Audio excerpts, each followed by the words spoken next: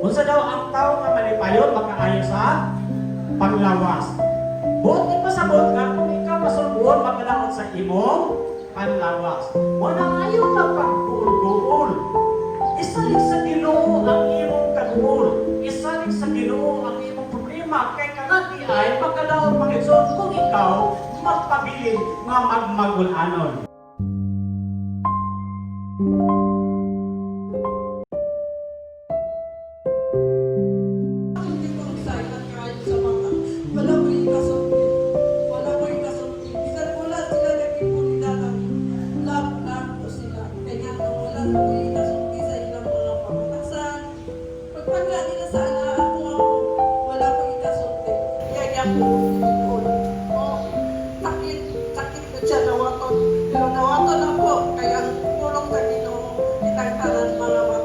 Pero lahi-lahi ang pamagi.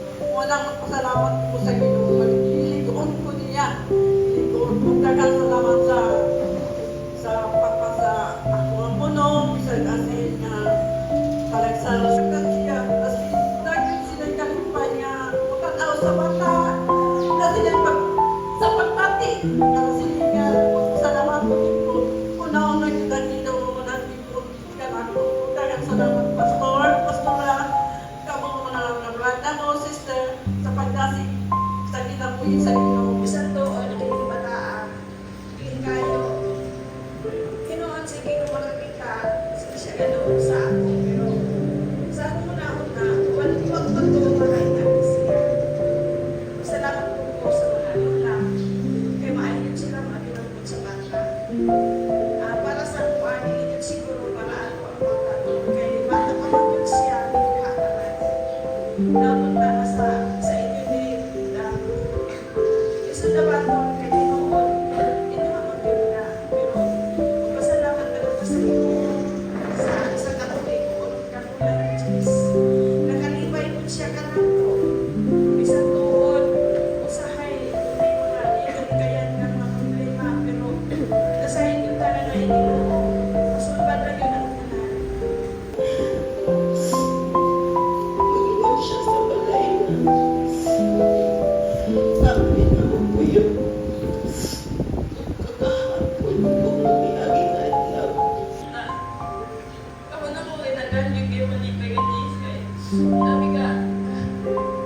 Sabi ka malipain di nga bata o dyan di mo ila.